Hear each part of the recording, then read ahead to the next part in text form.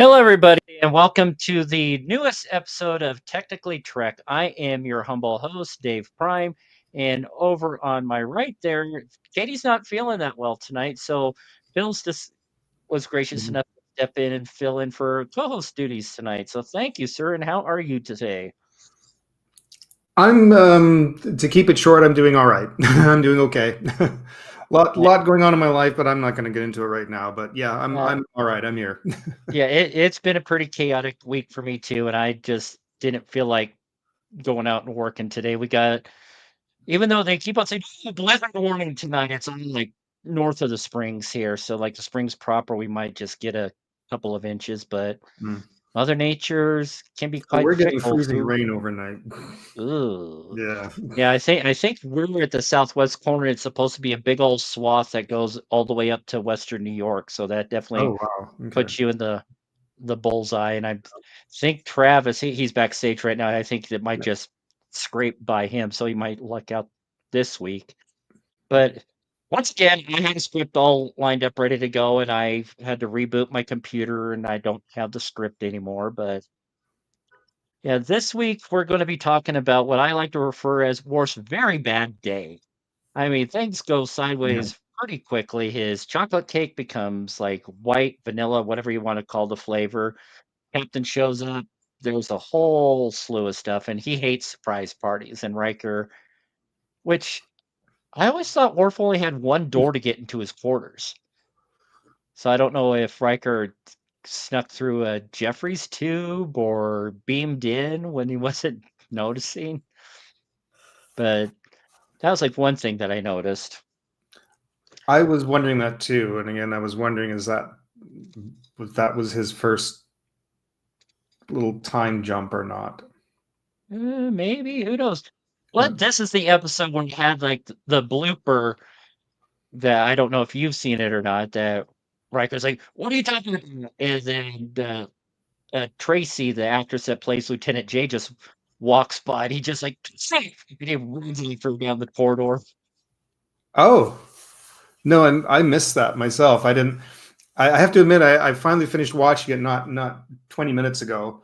Um, Mm, I was watching it while I was making and eating dinner, so it's because I wanted to get ready for this, and mm, so I probably there was some points where I was listening but had my head turned away, so I may mm. have actually missed that.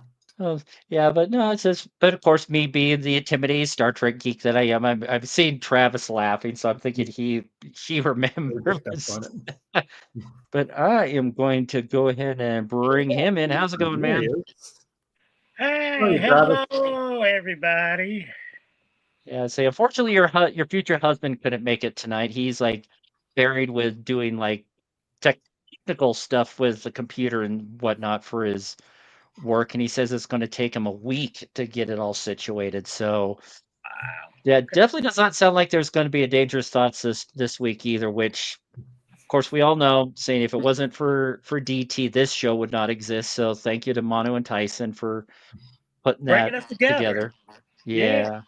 So yeah, yeah. hopefully once they get their technical stuff with this, once it's done, I've kind of been to some of the backstage meetings to figure out what's going on. Once everything's done, it's going to be good, and they're going to have a lot more things to do. So they're doing Dangerous Thoughts. They're doing a recorded space that'll air on a certain day and time. So a lot of good things coming up here. But we're always live Monday nights at 5 Pacific, 8 Eastern. So onwards to Parallels. Let's say we get to see the artistry for the first time since the Nth Degree, another great Barkley episode that we'll be talking about later this year. Oh, all Say it's right. the array that was about to go belly up if Barkley didn't step into the holodeck and save the day.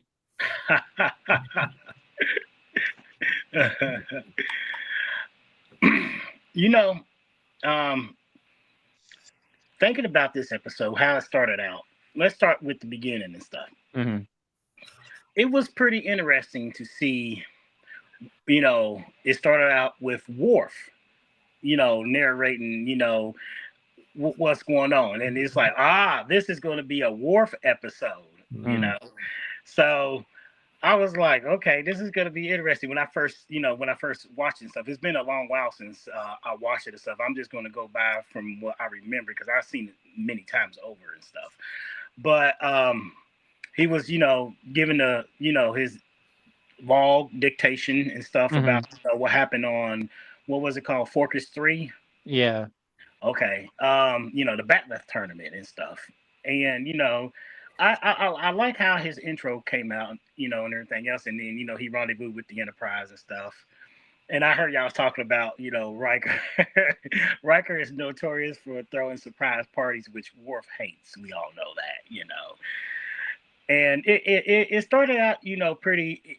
It really set up, if you wasn't paying attention, you know, he he was that champion standing. Mhm. Yeah, he was champion standing and stuff in the battle tournament, which means he was he was number one. Yeah, he So kicked butt. yeah, oh yeah, he kicked butt, and Kicked that's butt, where took and names, took a trophy. you could see that trophy, that the trophy throughout the entire the episode. It got smaller and smaller and Yes. smaller. And it's like, yeah, there's something going on. I'm like, I'm with War. He is not. He's not going. He's not going crazy because things are changing. Like y'all talk about the cake, and he started. It didn't really start until uh he ran into, what was that? The it didn't start until, like, I guess, I don't know. It Um, Jordy's visors, basically, was the trigger point, but they didn't even know it was the focal point every time his, jumping and stuff and everything. And mhm. this episode actually taught me something way back then when I was in uh, middle school. I believe I was in middle school, and I didn't even know it. And I learned something about quantum realities, or different version of you know what we will say alternate realities and stuff and everything else. And when Data explained it, when Worf hit the subspace fissure and stuff, and it just it broke off, and that Worf was jumping through different realities similar to ours, but you could see there have been bigger changes, small changes, little different things and stuff and everything. It really taught me, and I dealt more into it as I went on, about the possibility of realities, and the what if, like the fork in the road, like for all of us and stuff and everything, like different versions of ourselves. If you can possibly think of something about yourself in another reality, like it possibly happened in another reality, like something when you was 20 years old, you went right and you probably should have went left. In another reality, you did the Mhm. opposite stuff and everything. And it was nice to see the little scientific thing, whole thing behind that and stuff. It was pretty interesting to see how each time, when they cut the commercial and they went back and were just, you see Worf like kind of go in the daze, and he just like, it's like, oh, he just jumped, and it just like, oh wow, he made a jump and stuff, and it's like it taught me a lot of something about quantum mechanics and stuff, and I didn't even think nothing about it until I watched this episode, and it taught me a little bit more than what I thought I knew about science, and I loved it. Mm. Mm. Yeah, and oh, what was one of the other big notes that I put on here? Yeah, say it's funny. I guess the producers of the show kind of learned their lesson from elementary dear Data. Is, yeah, you should ask permission to use certain proprietary information before putting it on the air, because as weird as it sounds, they're saying it costs so much for them to sing happy birthday. Apparently, He's a Jolly Good Fellow was cheaper. Really. Yeah. Say they didn't Oh, want to pay pay the royalty fees for happy birthday. who owns Happy Birthday? That is such a it's such a tradition among us, among people throughout the entire planet. It's a little happy song. I don't know where the origins came from, but I'm sitting there thinking, who actually placed saying, oh, if anybody sang it on TV or something like that, they got to pay royalties to. It's like, really? I mean, yeah, but Worf said that is not a traditional Klingon song. She said, it's like, yeah, you don't Worf and Jolly in the Klingon language, so they had to improvise. Although I did think at that moment, I thought I was surprised they took like an earthly song and why not maybe sing like a Klingon song that might celebrate their birth dates or something, and just like everybody's like, oh, ah. yeah. You would think it'd be like something in Klingonese. Yeah, so, well, they butchered it, but they translated Jolly Good Fellow as best they could into Klingon. That was odd, but yeah, how they asked how old he was, and he's like, I am old enough. Yeah.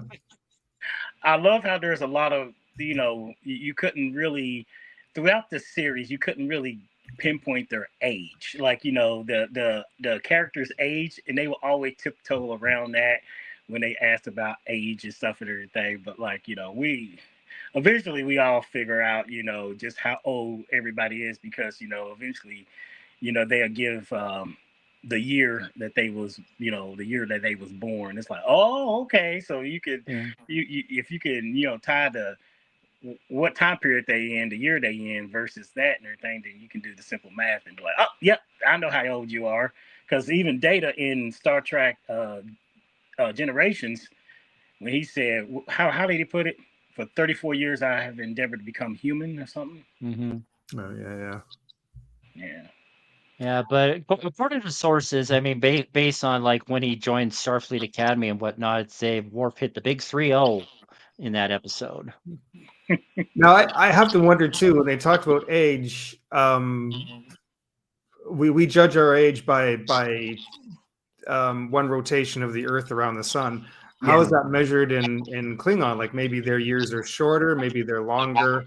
How does that translate to earthly years? Maybe they have their birthday comes every 9 Earth months might be a Klingon year. So. That is a really good question. That is, I mean, Kronos around their star. Mm-hmm.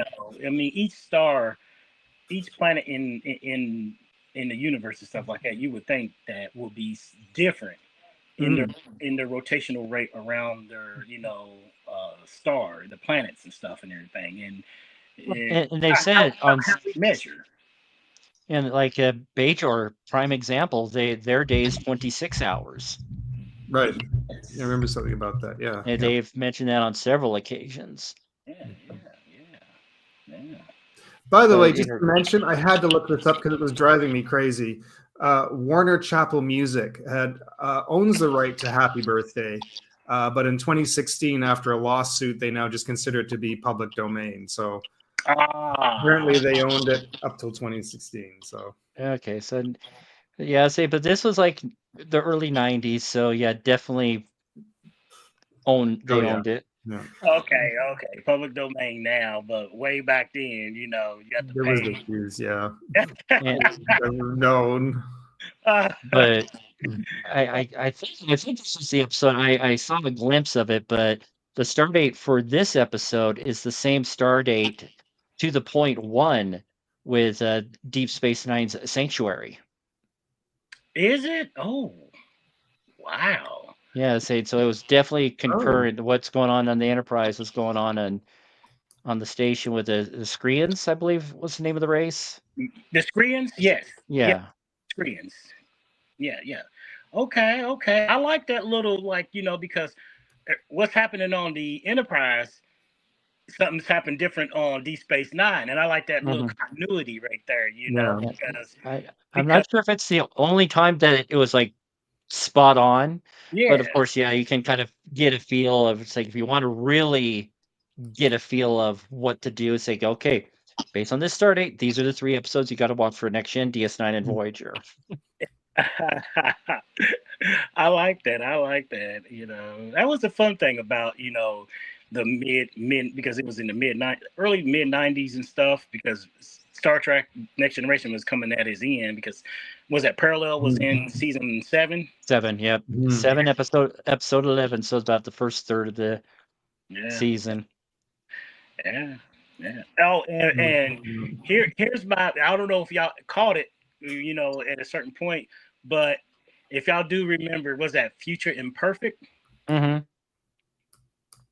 Yeah, I got those notes too. Nice. Yeah. Yeah, the badge made the comeback. This is the Admiral's badge. I don't have the Captain's badge. This is the Admiral. Okay. If you see, these all tell the ranks of people and stuff. This is the Admiral's badge. Yeah. That is nice. That is really nice, actually. I got it from fanset.com. All right. Yeah, that's on my bookmark list. Once I get some money, I'll be getting some more of those myself. Absolutely. Yeah, my next gen com badge is a magnet on my fridge right now. So okay. It works. Absolutely. Yeah, and Jeff made a comment earlier saying he's listening because he's driving, so might not see a lot until he gets home. But both the cakes, both the chocolate and the white cake, both looked amazing. What always surprises me is the food. It's actually food on set, but the stuff that they have on set. At times you'd be like, I wonder if that is actually edible. And it do look edible, but you talk about Klingon stuff, like Gok. Everything, because Klingons, eat their live food. Ferengi's eat what? Bugs. Tube rubs, stuff like that. And, it's like I know it's somehow they do it on screen and stuff like that, but I'm like, I remember seeing Riker suck down some what's that? And he sucked it down like. I wonder if that's gummy worms. yeah, something like that. I would hope so, because you got to make it at least somewhat palatable for the actors if they're supposed to eat it. Or that is they got a spit bucket on the side. Yeah. The cake looked pretty good. Both versions of the cake. But if I can mention something real quick before we get into it, this is really dating myself. I remember, I still remember watching this episode actually when it aired, and because I was in my last year of college, I think. Last year of college, or I had just gotten out, one or the other, but. I do remember when it aired, and I even remember the commercial for it coming on TV. This is, a new episode of Next Generation, and they showed that shot in the commercial at the end, showing all the multiple Worfs on the bridge, and in the shuttle, yeah. That, and now I wasn't, I was in school for the art, so I wasn't really very. But I remember thinking, oh, this is probably like a multi-reality, like some sort of quantum reality thing, and so I was kind of excited to see the episode, and I guess I remember being a little bit disappointed that I was hoping to see and hear a little more of the science about that. I thought there'd be more involved with seeing multiple. I mean, we do see that, but there was a little more drama in the episode, especially with him and Deanna Troi, of course. Yeah. And I don't want to jump ahead and say too much. Dave's probably going to go through some of that.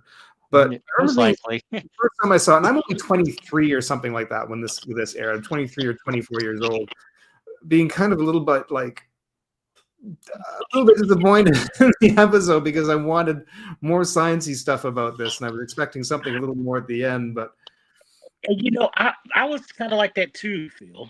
I kind of felt that way when they started getting into the Argus array. I'm glad they kept rebringing the Argus array up in different episodes of Star Trek. They actually did. Yeah. I think Deep Space Nine bought. I don't know if they bought the Argus array up again somewhere during the Dominion Wars. remember, but I remember. I know it was the Argolis cluster. I'm sorry, it was the Argolis cluster. Oh, okay, all right. Yeah, it was something different stuff, but they reused to talk about the Argus Array and stuff. And the first time we seen the Argus Array, Barclay basically got smart because of the alien probe. Mm-hmm. Okay, all right. That's all right. Okay, all right. Yeah, I didn't remember that episode, but I didn't make the connection there. But okay. Yeah, there's quite a few. I think episodes. I know. There's quite a few episodes with that. I like when they was in engineering, and they was talking about the Argus Array is actually functional and is working properly, but it was sending data instead of to the Federation. It was sending it, to a sector of space that they didn't know about, and then they realized in Cardassian territory, and they went through and they analyzed, each, I guess it was,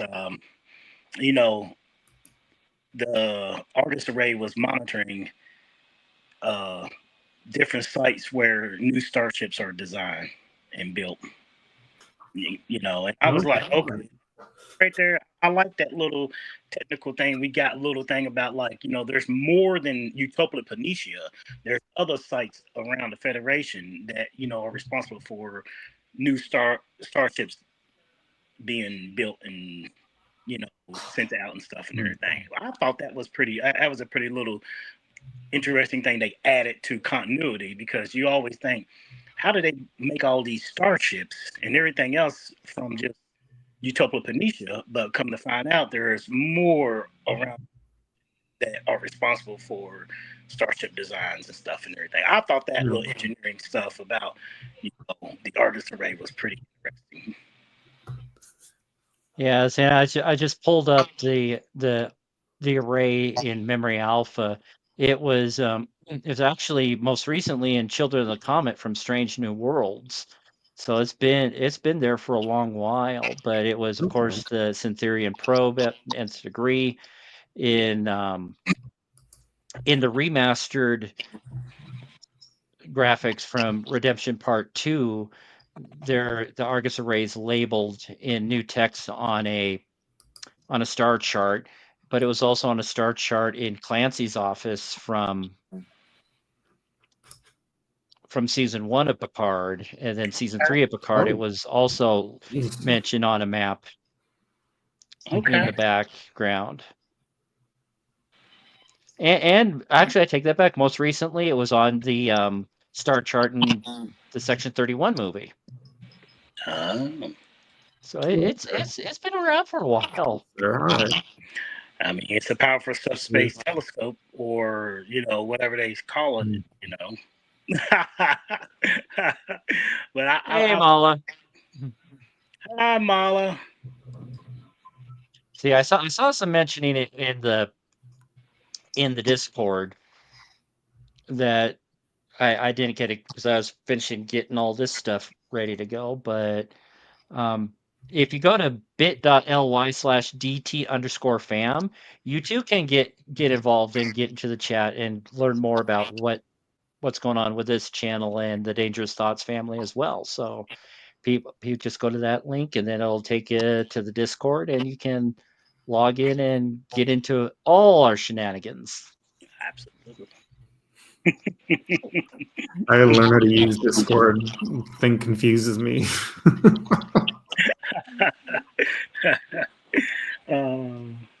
So what else you got in your notes, Dave, for us? Oh, I got quite a bit. Like when Worf was talking to Troi and 10 about this being Alexander's Sochim.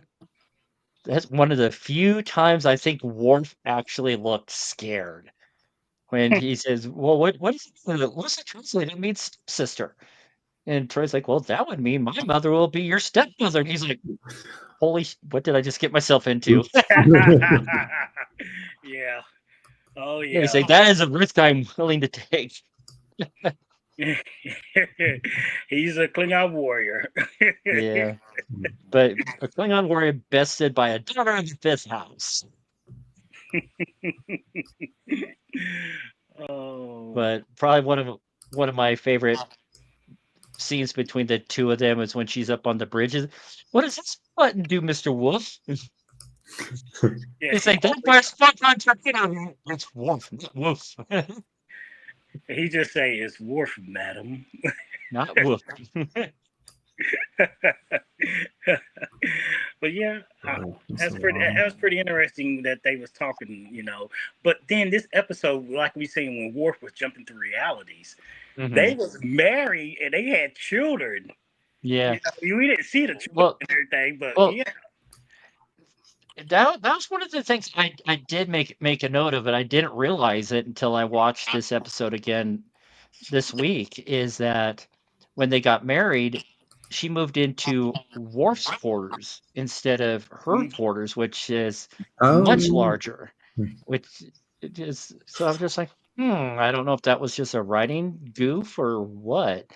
Yeah. But the hilarity involved between the two of them, just like say, why did you lock the doors? Like, why wouldn't I? He's like totally oblivious that they were married, and then once she nibbles on his knees, he's like, this is a Counselor.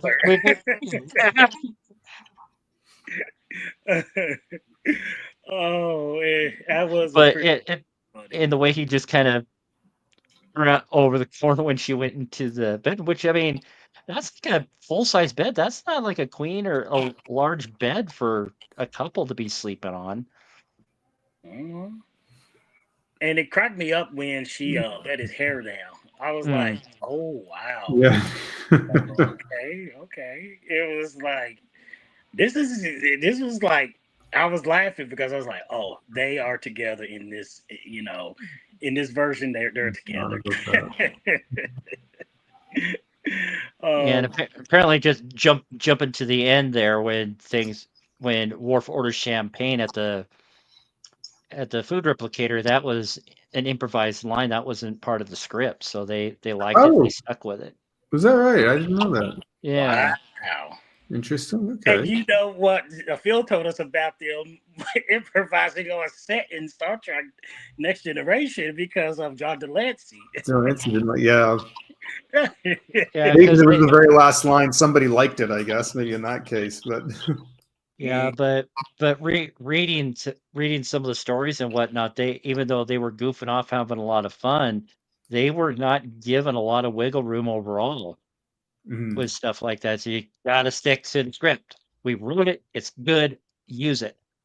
But like fast forward to the finale of Picard when they played poker, Terry Matalas was just like, I just hit record and just let them do their thing, and they were playing cards for almost an hour after that in that last scene. is that right? Yeah, Real. it's Wow. just so how well intertwined Yeah. that family is together. That's how And comfortable they were. I seen a thing interview with Sir Patrick Stewart, and he mentioned about acting, about like people was coming up to him like in the '90s or stuff, Hmm. and I think this was in the early 2000s. He said one of the advice that he gave to people about like acting, especially when he was on Star Trek on Next Generation, is you don't take yourself seriously, but you take your work seriously. And he said all of them didn't take themselves seriously because they all, when the cameras stopped, they will act goofy. They will act, they will be really jokey with each other, with the crew and Hmm. everything and stuff. But they will take their work seriously. He's like, that's one of the things that people learn, and they learn over the years of working together is be serious at your craft, but yet when the cameras are up, just just be yourself. Let loose. Yeah. Try to enjoy, and everything else, and The try not to camaraderie. be one of these stuck up, person, and stuff, a prima donna, or what you want to call them and stuff and everything. But he said that in an interview one time. I was like, that's good advice that he gave to some people about, you know wanting to get into acting and stuff and everything else. And he said that's how, they was able to, get through the 7 years on Star Trek, Next Generation. Yeah,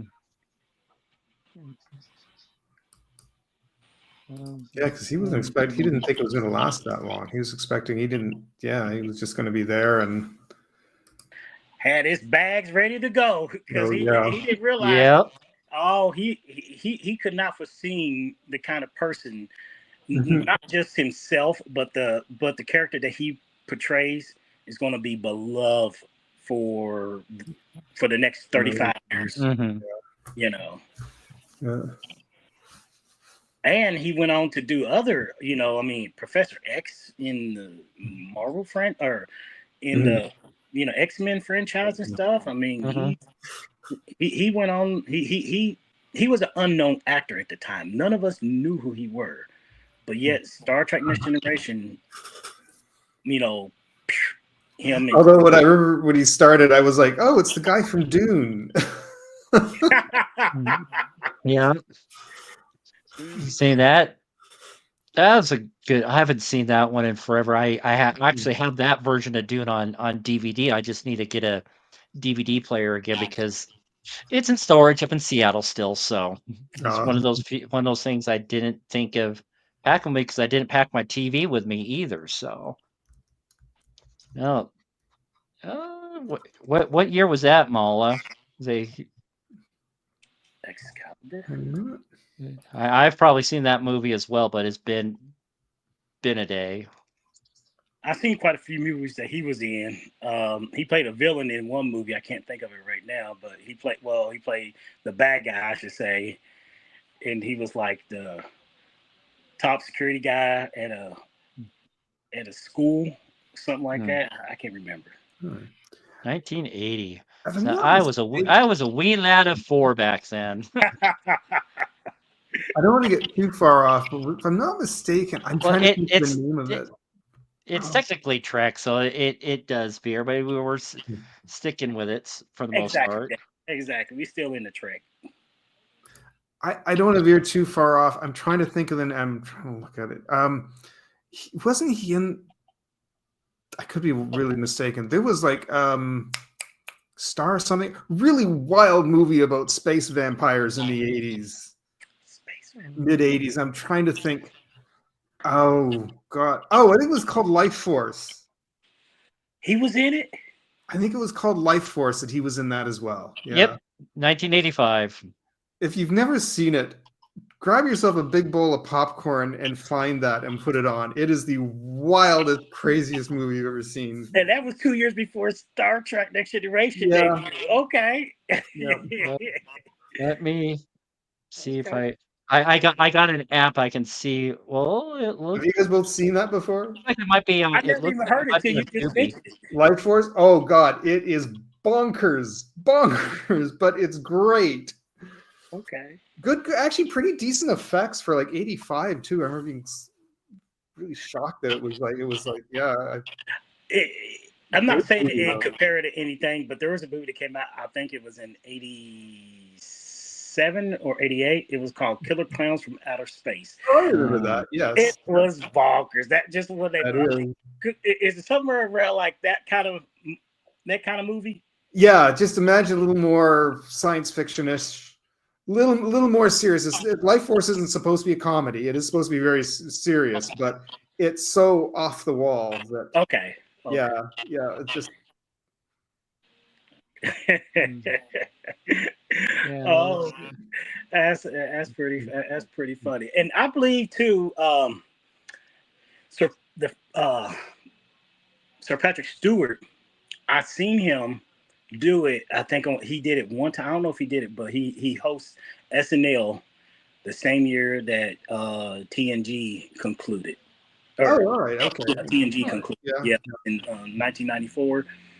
And I remember the parodies. It was just funny. The skits that they had on there was funny. I was like, okay, he can be funny. You put him in that kind of like, definitely got his sense of humor. Yeah. I was like, okay, I could see where, he was saying about like, take the craft serious, but yet don't take yourself serious, and enjoy your, colleagues and stuff. One thing actually reminds me of something that I took note about this when I watched it. It was interesting that this was a Worf-centric episode.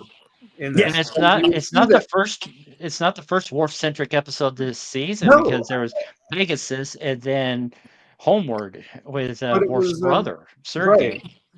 It's one of the things I appreciate about Next Generation is that they had episodes that would be surrounding your secondary characters, and so Patrick Stewart could take a little bit of a break. He relines this episode, and I wonder once saying that he was okay with that. Like he, was kind of a half day off for him sometimes, and so let them have.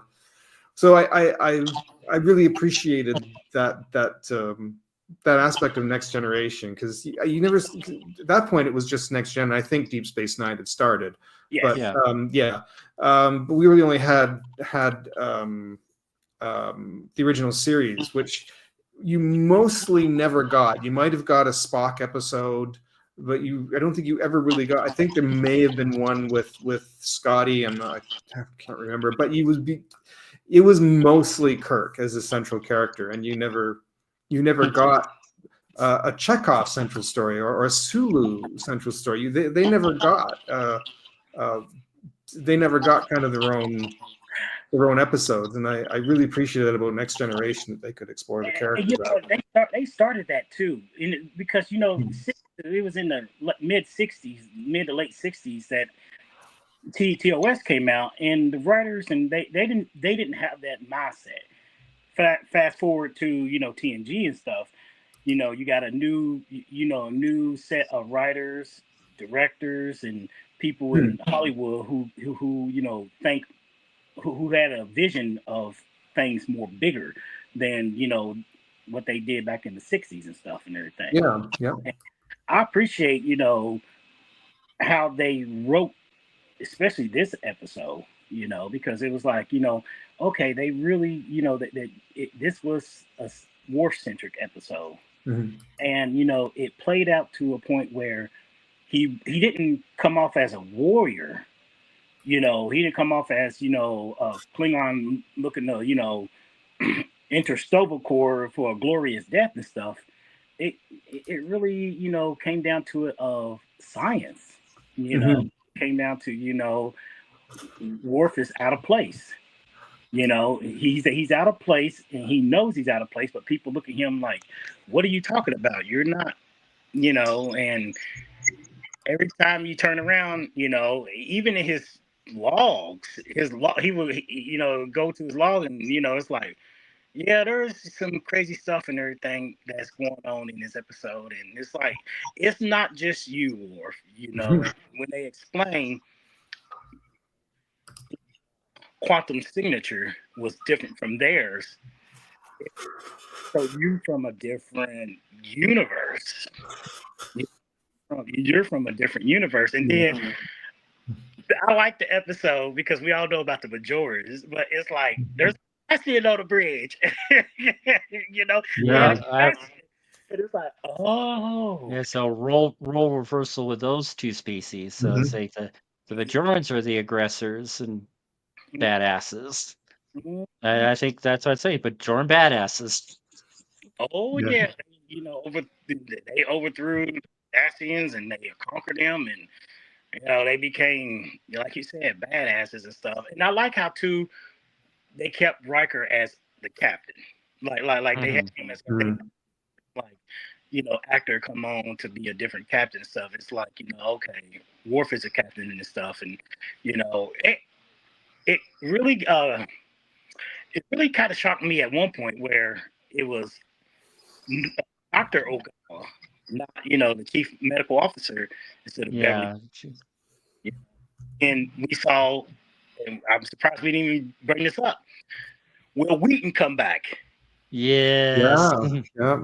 Will Wheaton, and the Brit set changed in all kinds of ways, and Will Wheaton, and it's like, he's a lieutenant.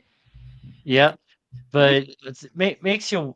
I wrote it down and didn't think of it at the time, saying, did did he actually did this Wesley go to the academy, or did he just stay on the bridge? And then when Worf became first officer, which that's the other thing, he kind of leapfrogged over Data, went from a Yeah, lieutenant to a full commander. At because Riker said that Worf became first officer after they lost Picard to the Borg from Best of Both Worlds. yeah. So I mean, there was the big divergence from those two timelines there. I remember it different. He said we did fight the Borg, but I remember the outcome totally different. See, you don't remember any of this. No, I do remember. I just remember differently. Mm-hmm. Mm-hmm. And that goes back to what I was saying earlier. It's like, I started, researching more about that, and I'm like, the what if in reality for us, like in real world for us and stuff. That's why they say going back in time, is dangerous. It's like, because if you interact with something in the past, you could be something in, you could be interfering, like, a, if Travis? you interact with younger self. You're breaking up a bit again. Oops. That's a shame. Just like clockwork. Yeah. It's a shame he's kind of like getting into a point, and then it's like, I'll give him a moment to come back. You can pick up off his point. Sorry. No, it's all right. Well, you're using your phone. You're using Wi-Fi, or are you on the network?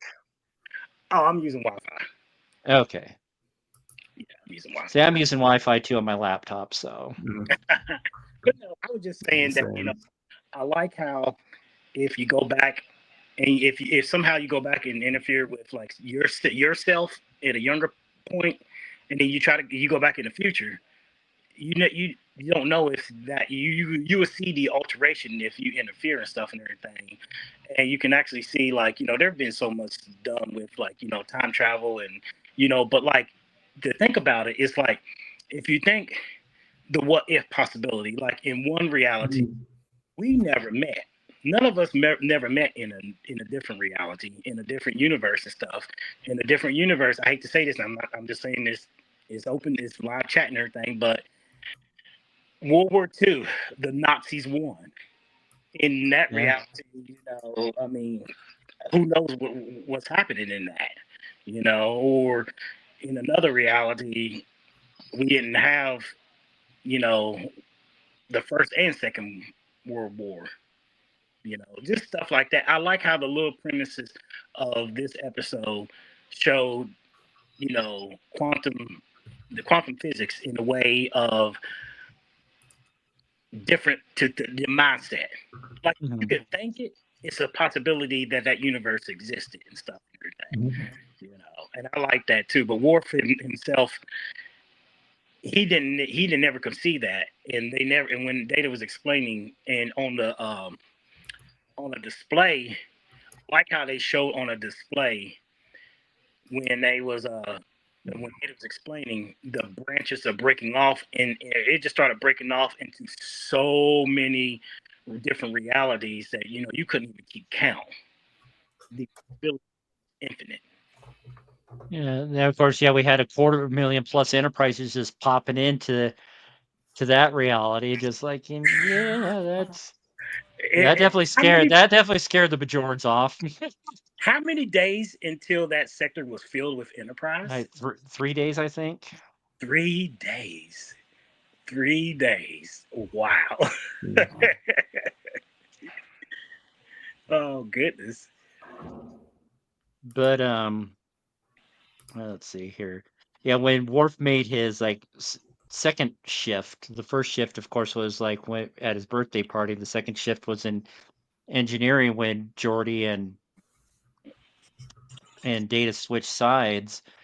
And the proximity to Geordi, I'm surprised he didn't do multiple switches, because that switch was just his hand. Yeah.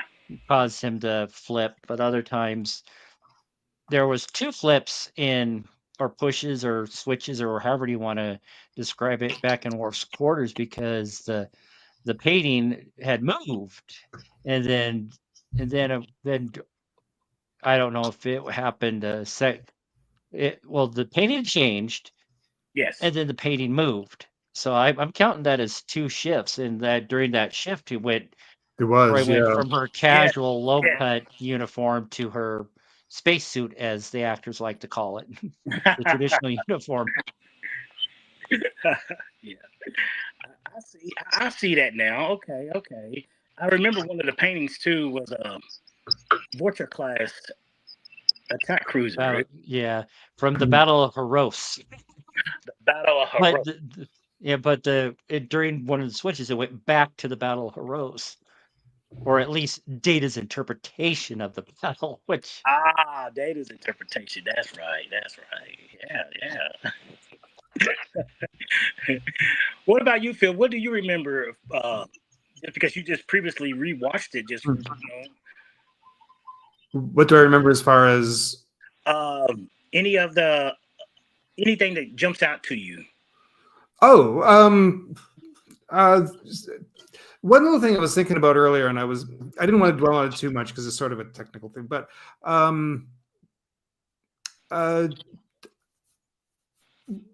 when he finds out, of course, that he's had this relationship with Deanna, she seems kind of emotional about the fact that he doesn't remember it. And I kept thinking, well, when you know this is going to the situation, they know how to correct it and how to fix it. And, they have this sort of big emotional kiss and everything at the end. And I thought, she's going to be getting her own Worf back. I don't quite understand her emotional reaction. I know she said something about she couldn't imagine a universe where, they weren't in a relationship. But I mean, I don't know. I had a little bit of a tiny issue with just that aspect of it, because I could see that. Unless she was afraid that she wasn't going to get hers back, her Worf back, I could see that might concern her, that she might not get her own proper Worf back. And I was sort of expecting almost that in the dialogue, but it never came out. But yeah, I didn't quite understand the emotions there in that. I mean, so why she was so worked up. I mean, I can understand being frustrated or whatever that this has happened, but once this is once he goes through and they do this, she's going to get her own. Everyone should be back to normal. Everybody should get their own. The quantum physics should be repaired, and all Enterprise should be back in there, except for that one Enterprise that was basically the Borg, and we Riker with a full beard. With insane Riker, yeah. Like, we're not going back. The Federation is gone. We want to get to stuff. And it was like, I didn't quite understand the moment of that. I thought, other than just a little bit of filler, I was like, why was that even thrown in there? Just to kind of show that I guess that there was some terrible possibilities out there for the Enterprise. But it was like, it was kind of this weird moment just thrown in. It's like... I mean, they had to give that. I guess when Worf was trying to, when they was doing that whole, asking for the quantum signature, of the right shuttle, because it was Worf who has to, pilot the shuttle, and he's the one go back through to fix the, fracture and stuff, and we got to make this. We got to make one Enterprise feel threatening, in a sense. I guess, yeah, there has to be that bit of tension at the end. It's like, it's like we gotta have this, little thing about like, oh look, in that reality, the Federation got destroyed. Yeah. Yep. But you brought up a scene that I did put a note in, is the Borg is everywhere. Mm-hmm. I should say, shouldn't it be like the Borg are everywhere? The Borg is everywhere. That just even when I first saw it, that's like, that just doesn't sound right. Yeah, it depends if you treat the word Borg as singular or plural. Yes. So, yeah. Yes. Yeah, but just I like have the to admit, Borg when is the everywhere. Enterprise exploded, it made me laugh for a moment. I have to say that because when I watched it, this is of course the early '90s, but you just see this explosion effect, and you just sort of see it cross dissolve and disappear. It was like it disintegrated. There was like no pieces blown anywhere or the chunks. No, it was Not gone. like the warp core itself, because the matter antimatter and stuff. It's like we all seen what a explosion from antimatter warp reactor would do. Right. Yeah, say cause and effect. You hit the warp nacelle, it just pieces blowing everywhere. Yeah. Mm-hmm. And it's just like poof. No, it just sort of dissolved and left a fresh scent of pine. Pine in space, in the back of space.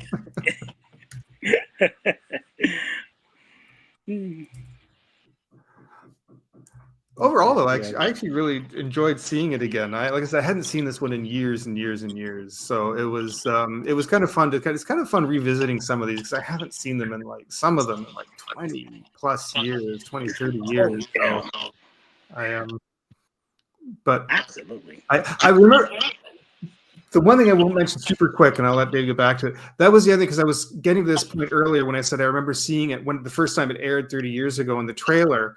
The TV trailer I remember for it showed that last segment of all the multiple Worfs inside, and I remember thinking after that I kind of wish they hadn't shown that moment, because it was a little bit of kind of a spoiler in a way, but you had this good little mystery going on that all that's going on in the ship, and Worf seeing everything changing, what's going on, and me now having seen that last scene in the TV trailer, I thought, oh, there's probably multiple realities. There's going to be multiple realities, and they'll have to converge somehow. And I knew that scene was going to come in at the end, and I thought, I wish they hadn't shown that. But and you know what? Next Generation did a lot of. Was it after they ran the credits or something of TNG? They always show the next coming episode. Oh yeah, next week. Yes, yeah. What's coming next week is those little teaser trailers that they used to throw out. Probably had it there too. Yeah. I used to forgot about that.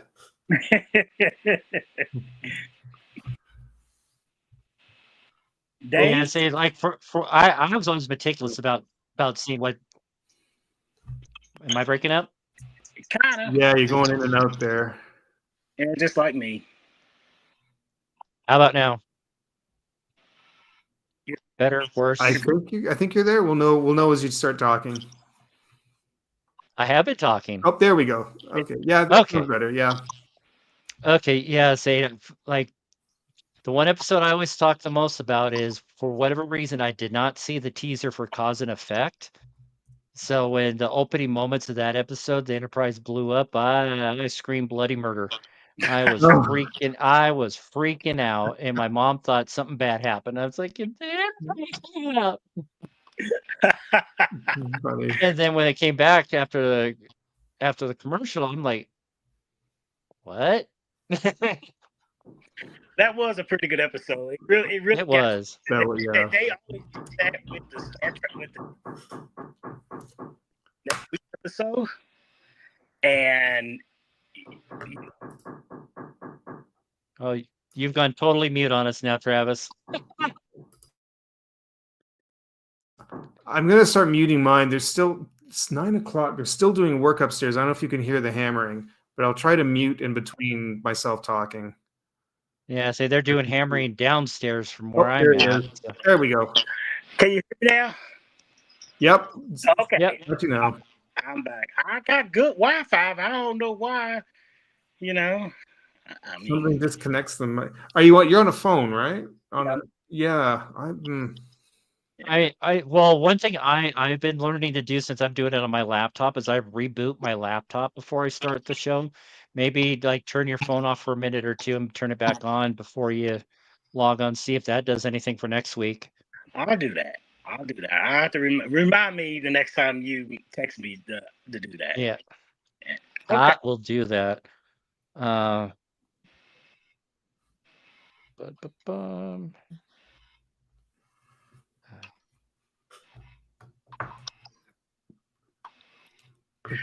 I'll mute my mic if there's if I start hearing more hammering upstairs. I don't know if you guys can hear that, but they're doing some work on all the units in my building. They're putting in these air things, and it's almost 9 o'clock. They're not supposed to be working this late, but I can hear them hammering or doing something upstairs. So yeah, I'm dealing with something similar because the unit across the hall from me, the wiring in that place is completely screwy, and the baseboard heat in my unit and the unit across the hall, it's they're rated for 240 volts, but they're only getting 120 volt power to them, so that's why those are not working.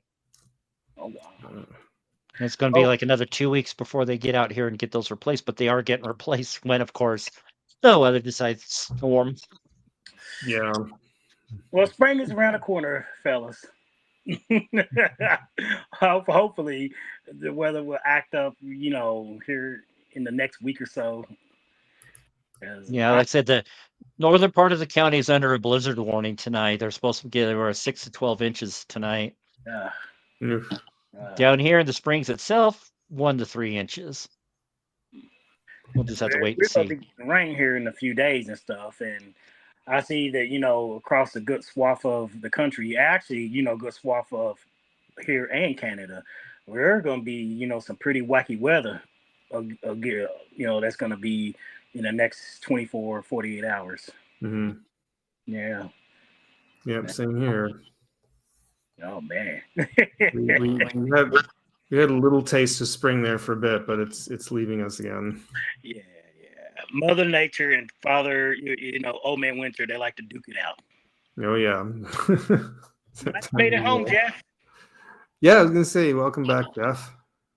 Yeah, it looks like, you typed for me there. So I was like, I'm not saying that, but I'll say it anyway. Hey, Jeff. Yay, got home safely. But also, just a reminder, saying I am streaming on Twitch again at Dave Prime 1701. So it's going to give that another go, see if I can get some more subscribers off of there. Is this simultaneously going on Twitch right now, or? Yes. Is it? Okay. All right. Yeah. And then it's going through Zach's YouTube and Twitter/X. Okay. So. Okay. Yeah. So right now I'm just like not ready to pay the Muskrat money to get my Twitter going for that. Oh boy. Absolutely. I wonder why there was a Worf on the Enterprise that the temporal Worf was from.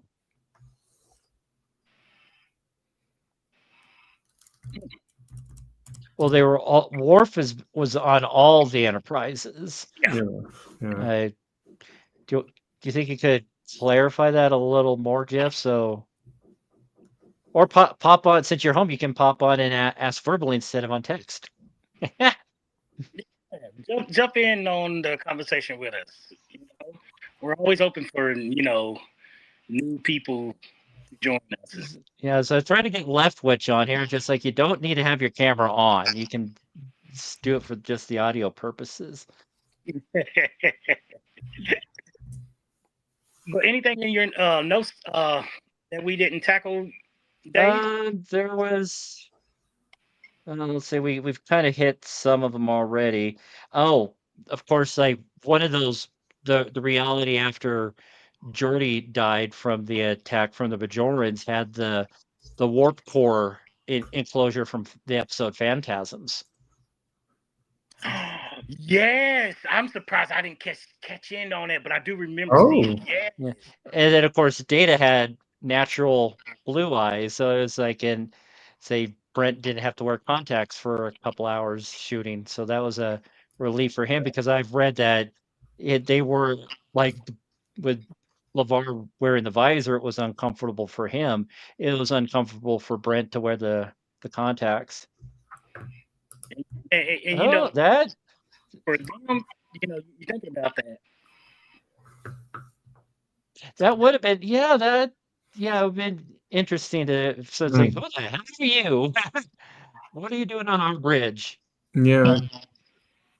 If the one affected, then that one shouldn't have shown up at all, though, wouldn't it?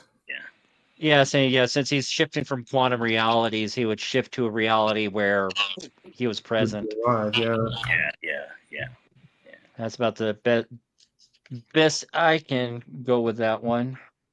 Looking at my notes. One thing that I like too that they kept trying to figure out when Worf was shifting, when they realized Worf was shifting through quantum realities, is what is the common denominator? It's like there was a technology, but they could not pinpoint until they realized it was LaForge. And then they realized, his visor. I was like, oh, this is a little interesting. They, bought the visor in to explain Worf, shifting through, different realities and stuff. It was, it was neat seeing how each time they would put pieces together to come up with, a theory. Mm-hmm. And it panned out, and it's like, oh, okay, I got that. Well, one theory I'd like to know what you guys think is when they were hitting the anomaly with the differential pulse, it was coming out of the saucer section instead of the deflector. I always assume because for me, I thought when I first seen it, I didn't really look at it until I thought it came out of the bizarre collectors.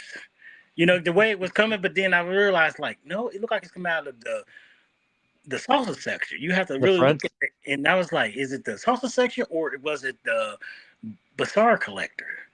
But yeah, the beam seemed too narrow to be coming from the bizarre collectors. And that's what kind of confused me with the whole thing. I was like, yeah, it's a sustainable beam too, until the storm is attacked. But yeah, it didn't match up with the deflector dish. No, it did not. Which would make the most sense.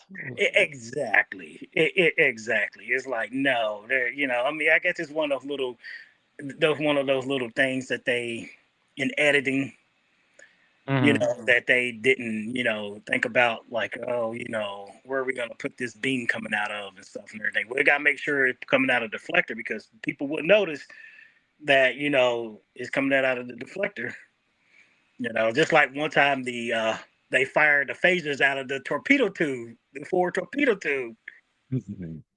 Yeah, that's been, that was, come on, brain. Say it. Pull it up here. I think it was like Gambit from earlier in the season. It was season 5? It might have been season 5, but no, Gambit was season 7 when Picard was. It was Darmok because it was with the Tamarians. Yes, they were shooting the Tamarians with the phasers coming out of the torpedo tube. So it happened a few times. So I think both of us are right on that one. Yeah. But yeah, this was a little fun episode in a sense. It was because like y'all pointed out, it was a Worf centric episode. Picard showed up very little. We seen him very little in that, and it was centered around they say not just Sir Patrick Stewart's character or Jonathan Frakes and stuff, but it was Worf. Just like how Beverly Crusher in Remember Me, when she was in that reality that she created by her own mind. Yeah, the warp bubble, Wesley's warp bubble. Yeah.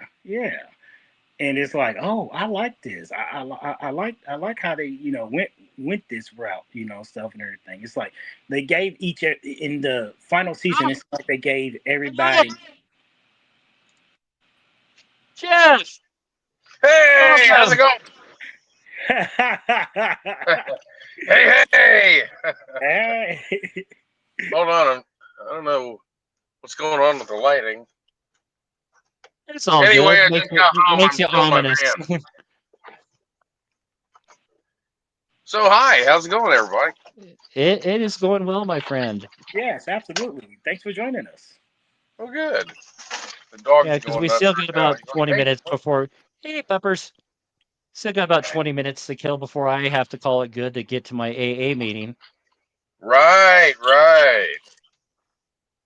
Hold on, I'm going to turn off this Bluetooth, so it might do something. I don't know. Can you hear me? I can still hear you.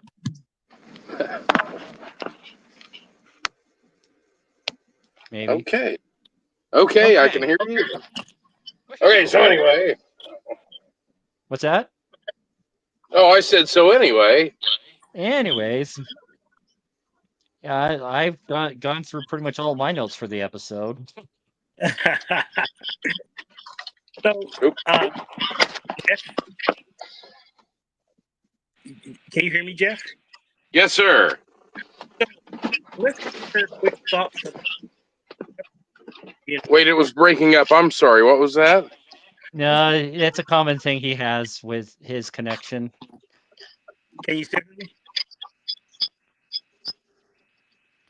Yeah, I can hear you. Let him Not pop back in anymore. a second. Yeah.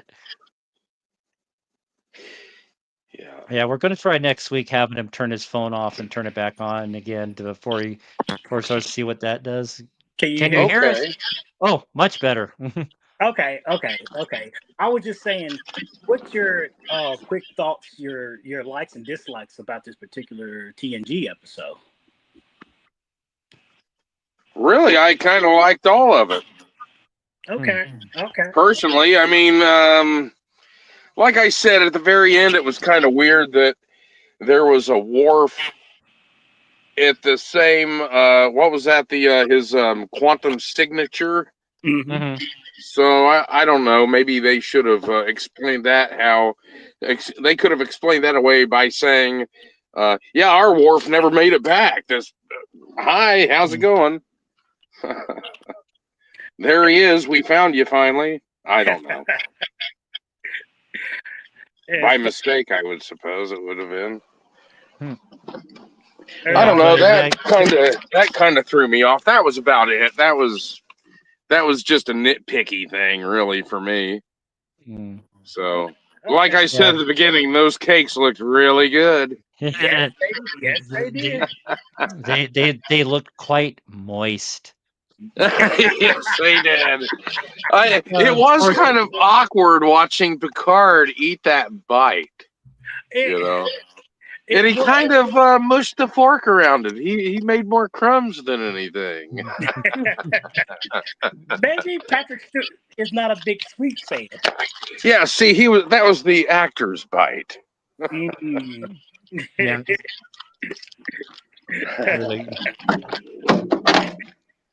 Or like we were talking earlier, just like take a bite and spit it out in the spit bucket. Oh yeah, right. Like gawk. Or tube rubs. Yeah. Yeah, that would be disgusting. Worms and bugs. Yeah, say the Ferengis. Quark! Or whatever. The Ferengis. That episode of DS9 where when Nog came back to the station and Cisco made dinner with pureed tube grubs, and Jake was enjoying it until he realized what was this puree of tube grubs. He's like, yeah, he was gonna. And it's like I liked it before I knew what it was. But personally, I honestly had the same reaction with calamari. I thought it was great. I thought it was delicious. And when I said it was squid, I was just like, what the? If you ever think about, like, aliens in the aliens in real aliens, any kind of sustenance, if they eat sustenance like we do, that that they need to survive, if we ever have some sort of relations with them or something, cultural relations and stuff. It's like, what kind of food would they be eating if they eat food versus art? If we, it's like, could you see us sampling, something from another world? That would be strange, wouldn't it? And would we be able to digest it? I mean, if it was grown by the same, I don't know, like the same age sun or star or same kind of energy. And I always wonder about that in Star Trek too. It's like, the humans taste other aliens too, but like, is it digestible for them to eat something that isn't in their world? I had thought that by that point they would have learned enough about the culture and had studied their food enough to know if the human digestive system can digest it. Mm-hmm. So like that there's something they would know, we can't eat that, right? But Riker can eat gach.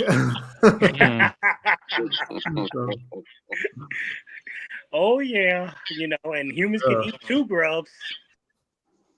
Yeah. Well, they can eat it all they want. Yeah, exactly. I don't think I would ever grow to acquire. I don't think I could acquire a taste of any of that. Nope. I don't think. Do y'all remember the episode where we got introduced to Worf's brother Kern? Mm-hmm. And they had a dinner for him, and was it a turkey or a chicken? Turkey. Yeah. He couldn't really stomach it. He spit it out. That is true. Yeah, it's a dried replicated bird meat, I think is the way he described it. Oh, yeah, I vaguely remember that. Yeah. And then, of course, just like it doesn't seem to be disagreeing with Worf, but he's like, yes. He had his doubts about Worf. Thinking Worf's gone soft and all that. So yeah, I wanted to test him. I enjoyed that episode and stuff, but sins of the father. Yes, sins of the father. Yeah. Sins of the father. We can hear you.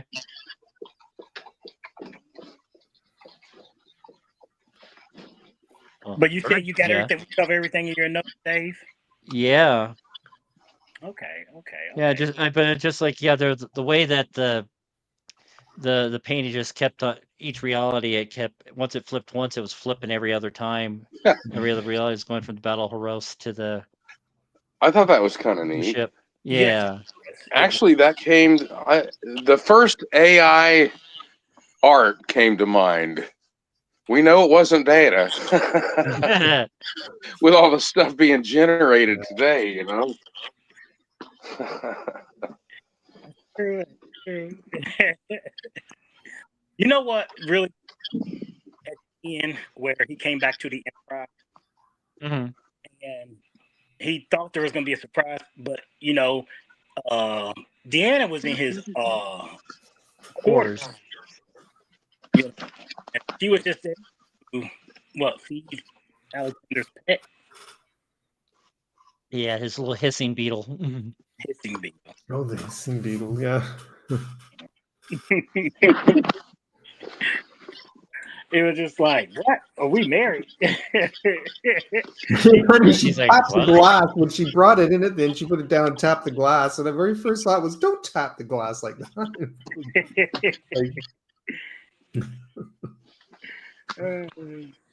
But yeah, that was I like that episode. I'm glad Katie and I decided to go with that one.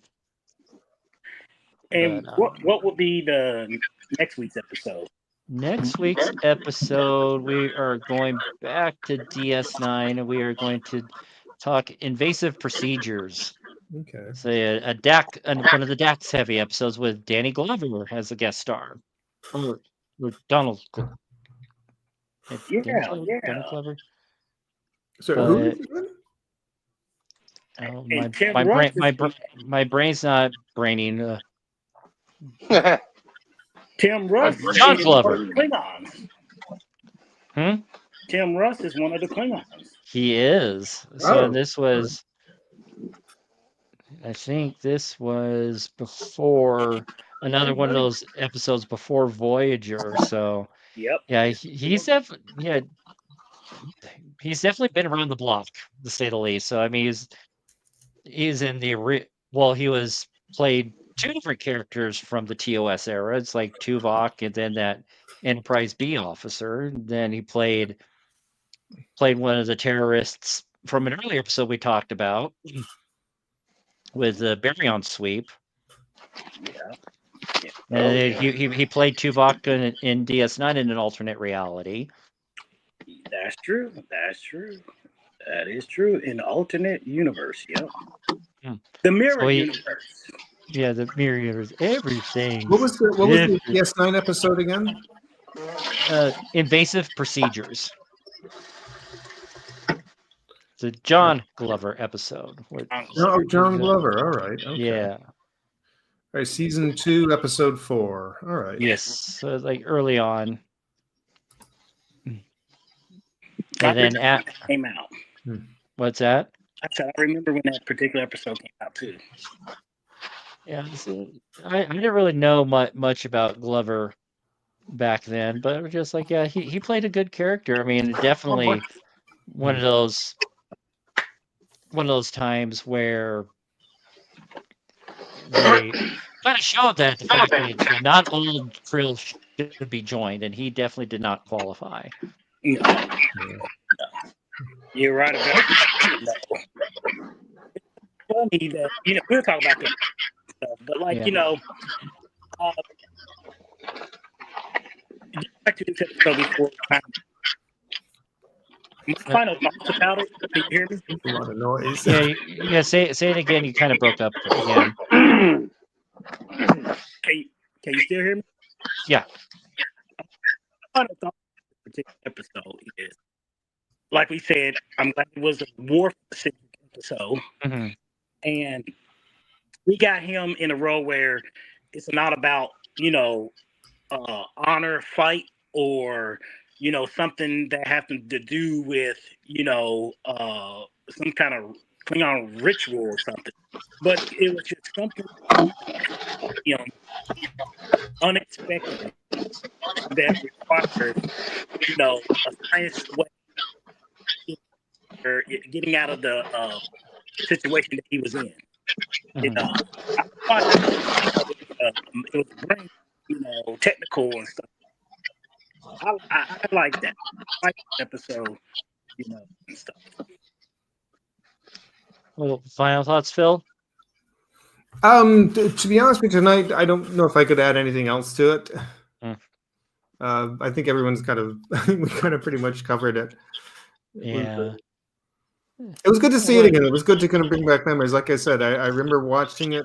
I've probably seen the episode maybe twice in my whole life, and now this is probably the third time. Like I said, I actually saw it the night that it originally aired, and then I know I've seen it sometime in a repeat a couple of years later. I've watched it again, but I haven't seen it since then, probably since late 90s, early 2000, probably the last time I saw it. So, but it's funny that I do kind of recall as I was watching it, I remembering it started coming back to me. So yeah, it was kind of good to watch it again.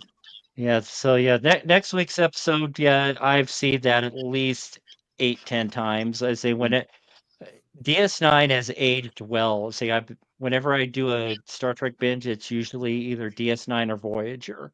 The same, but I do kind of pick random Next Generation episodes every now and then. But the following week we're going to do Body and Soul, which that is one of my favorite, like Dr. 7 episodes. Oh, where the doctor downloads himself into Seven's implants and takes over her body and overindulges on food. And that's right. Happy about the things that he was doing. That's a good episode, though. It is. Yeah. And hopefully by next week, I'm actually going to have an outro video going. So stay tuned for that. It's just going to be something simple. I'm going to have Becca narrate it for me. So. Okay. She's got a much better voice for stuff like that than I do. Okay. I'm glad we keep it Trek. Technically Trek. I'm glad we keep it there. Yeah. But yeah, if you like the show tonight, be sure to like and subscribe. Saying here again every Monday at 5:00 Pacific. But until next week, hailing frequencies are now closed. Take care, guys. Be safe. See you.